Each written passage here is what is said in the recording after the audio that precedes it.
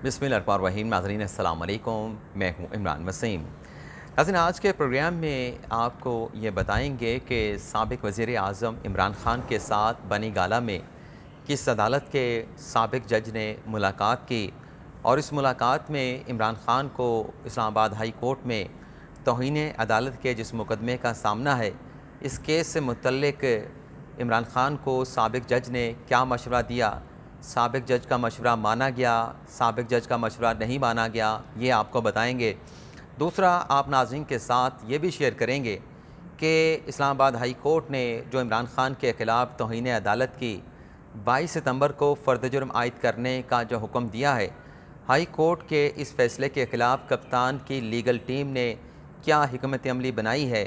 और उस हिकमत अमली के कौन से 6 अहम पॉइंट्स हैं, ये तफ़सीलात भी आपके साथ हम शेयर करेंगे। लेकिन आज इससे पहले जो इमरान ख़ान के ख़िलाफ़ दहशतगर्दी का मुकदमा दर्ज किया गया इस्लामाबाद हाई कोर्ट और इंसदाद दहशतगर्दी की अदालत की जानिब से इमरान ख़ान साहब से ये कहा गया कि अगर आप लीव लेना चाहते हैं तो आपको अपने ख़िलाफ़ बनाए गए इस मुकदमे में शामिल तफ्तीश होना होगा और जो इस केस की GIT है उसके सामने पेश होकर सवालों का जवाब देना होगा। तो नाज़रीन, आज इमरान ख़ान साहब जो हैं इस्लामाबाद हाई कोर्ट और ATC के अदालत के ऑब्ज़र्वेशन की रोशनी में मुश्तरका तहकीकाती टीम के सामने पेश हुए हैं। इससे पहले जो हमने वीलॉग किया था तो आप नाज़रीन के साथ प्रॉमिस किया था कि ख़ान साहब की GIT के सामने इस अपीयरेंस से मुतल्लिक जो ख़बर सामने आएगी उसकी तफसीलात भी आपके साथ शेयर करेंगे। तो नाज़रीन, डिटेल ये सामने आई है कि ख़ान साहब जो है वो GIT के सामने पेश हुए। 20 मिनट तक इमरान ख़ान ने अपने ख़िलाफ़ दहशतगर्दी के मुकदमे में GIT के पूछे गए सवालों का जवाब दिया और इसके बाद मुश्तरका तहकीकाती टीम ने ख़ान साहब को जाने की इजाज़त तो दी, लेकिन जाने के साथ साथ मुश्तरका तहकीकाती टीम ने ख़ान साहब को 21 सवालों पर मुश्तमिल एक सवालनामा थमा दिया है कि ये 21 सवालात हैं, आप इन 21 सवालों का तहरीरी तौर पे जवाब देंगे। ये नाज़रीन आज ख़ान साहब की पेशी से मुतल्लिक डेवलपमेंट हुई है। अब देखते हैं कि ख़ान साहब ये जो 21 सवालों का एक सवालनामा ख़ान साहब को दिया गया है, इसका जवाब ख़ान साहब क्या देते हैं और कब तक इस सवालनामे का जवाब जो है वो मुश्तरका तहकीकाती टीम को जो है वो जमा करवाया जाता है। अब आ जाते हैं अपनी पहली ख़बर की तरफ, ये बताने से पहले कि बनी गाला में ख़ान साहब के साथ किस अदालत के साबिक़ जज ने मुलाकात की है। इससे पहले जो 22 सितंबर को इस्लामाबाद हाई कोर्ट ने इमरान ख़ान पर तौहीन अदालत की फ़र्द जुर्म आयद करने का जो हुक्म दिया है, इस फ़ैसले के ख़िलाफ़ कप्तान की लीगल टीम की हिकमत अमली क्या है और उसके 6 पॉइंट्स कौन से हैं, ये डिटेल आपके साथ हम शेयर करेंगे। नाज़रीन, जब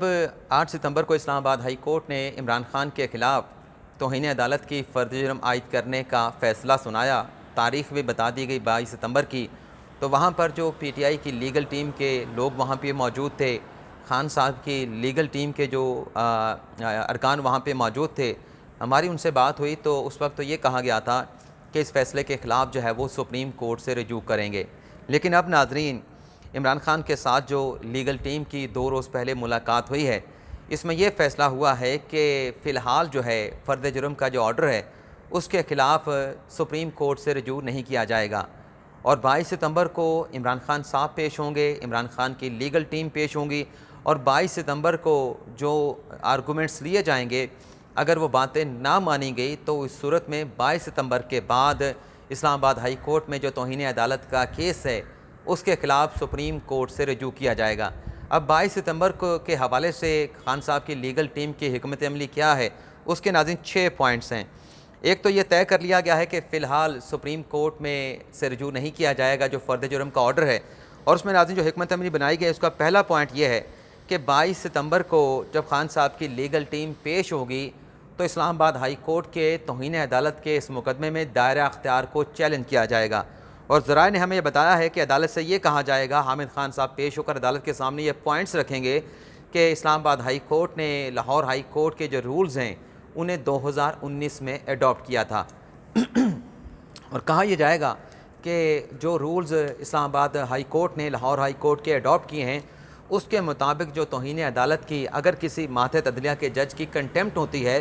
तो हाई कोर्ट जो है बराह रास्त उस पर कोई नोटिस ले के या रजिस्ट्रार के नोटिस के ऊपर कार्रवाई का आगाज़ नहीं करेगी, बल्कि जिस जज की तौहीन हुई होगी वो मुतलका हाई कोर्ट में जिसके वो अंडर अदालत काम कर रही होगी, जज साहब काम कर रहे होंगे, जिस हाई कोर्ट के वो एडमिनिस्ट्रेटिव कंट्रोल में होंगे, वहाँ पर वो जज साहब जो हैं वो रेफरेंस भेजेंगे और उस रेफरेंस की बुनियाद पर तौहीन अदालत की कार्रवाई का आगाज़ होगा। दूसरा नाज़रीन पॉइंट ये है जो अदालत के सामने रखा जाएगा, एतराज़ उठाया जाएगा, वो ये होगा कि इस अदालत के पास, इस्लामाबाद हाई कोर्ट के पास तौहीन अदालत केस की कार्रवाई का अख्तियार ही नहीं, और जो तौहीन अदालत का नोटिस लिया गया है ये नाकाबिल समात है। और उसकी वजह भी अदालत के सामने यही रखी जाएगी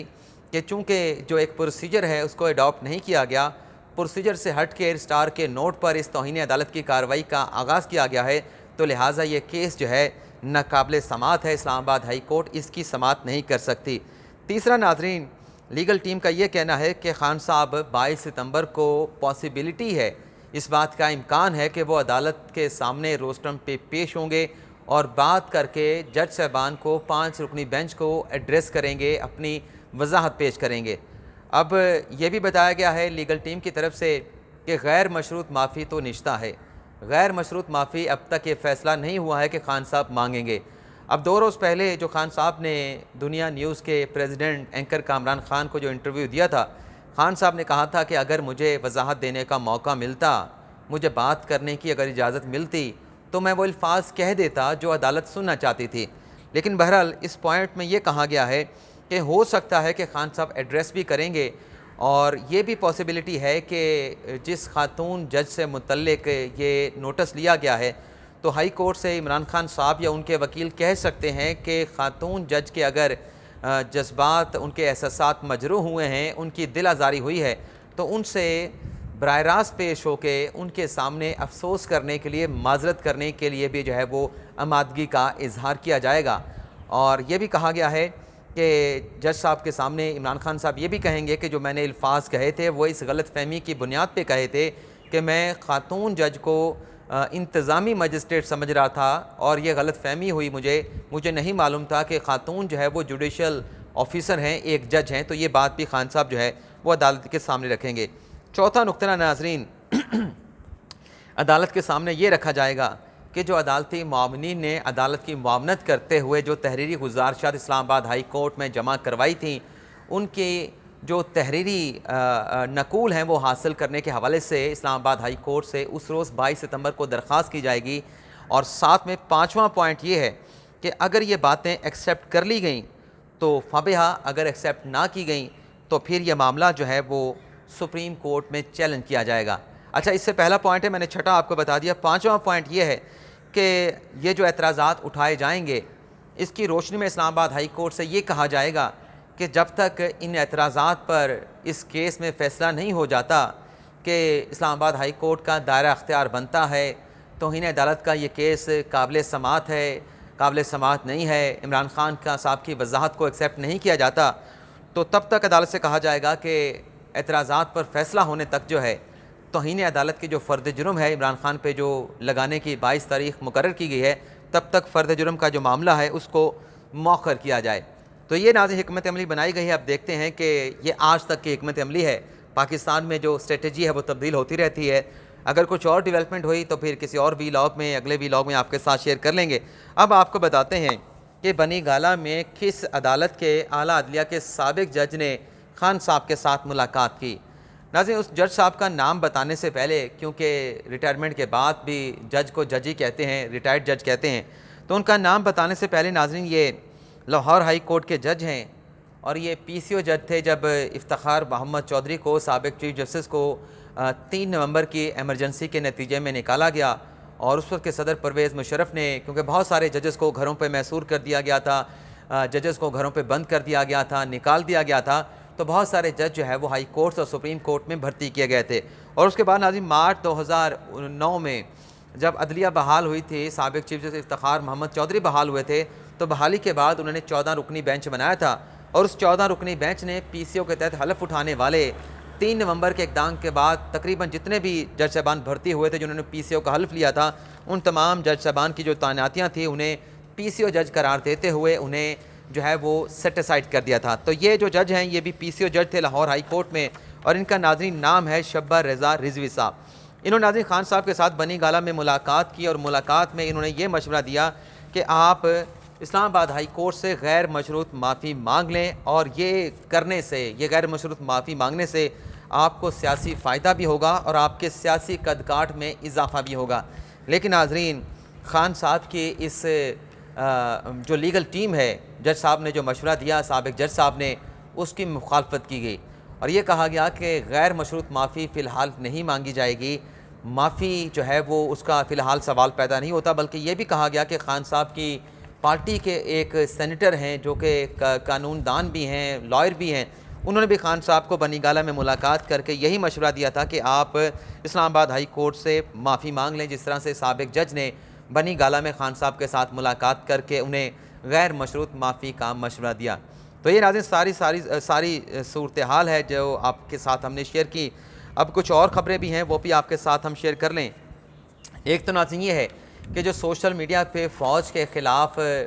हद तक अमेज़ किस्म की, तौहीन अमेज़ किस्म की कंपेन चलाई गई, उस पर पहले भी FIA के साइबर क्राइम विंग ने कुछ गिरफ़्तारियाँ की थी। अब नाज़रीन 3 मज़ीद लोगों को गिरफ़्तार किया गया है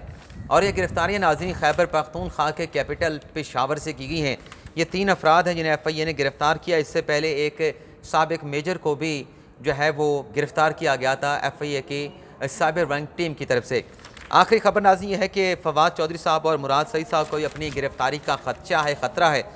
इन दोनों PTI के रहनुमाओं ने, साबिक़ वफाकी वज़रा ने आज इस्लामाबाद हाई कोर्ट में दरख्वास्त दायर की है, जिसमें यह कहा गया है कि सिक्योरिटी के इदारों की जानिब से हरासा किया जा रहा है, गिरफ़्तारी का ख़दशा है, गिरफ़्तारी का ख़तरा है, तो लिहाजा इन इदारों को गिरफ़्तारी से रोका भी जाए और हमें इंटरम यानी हिफाजती प्रोटेक्टिव बेल भी फराहम की जाए। तो ये भी बड़ी डेवलपमेंट हुई है। इसके अलावा नाज़रीन, नवाज शरीफ और इसाक डार की लाइव तकरीरें न्यूज़ चैनल पे दिखाने के ख़िलाफ़ लाहौर हाई कोर्ट में एक और दरख्वास्त दायर हुई है और इस दरख्वास्त पर नाज़रीन हुकूमत और पैमरा को नोटिस जारी करते हुए लाहौर हाई कोर्ट ने 2 हफ्तों में जवाब तलब कर लिया है। ये हमारा आज का वीलॉग। आप नाज़रीन से इजाज़त लेने से पहले अगर आपको हमारा ये वीलॉग पसंद आया है तो इसे लाइक भी करें, दोस्तों के साथ ज़्यादा से ज़्यादा शेयर भी करें, और जो नाज़रीन आज हमें ज्वाइन कर रहे हैं, हमारे यूट्यूब चैनल पे आए हैं, उनसे दरख्वास्त करेंगे कि चैनल को सब्सक्राइब करें और बेल आइकॉन का बटन भी ज़रूर प्रेस करें। अल्लाह ताला हम सब का हामी नासिर हो। अपनी ढेर सारी दुआओं में याद रखिएगा। अल्लाह हाफ़िज़।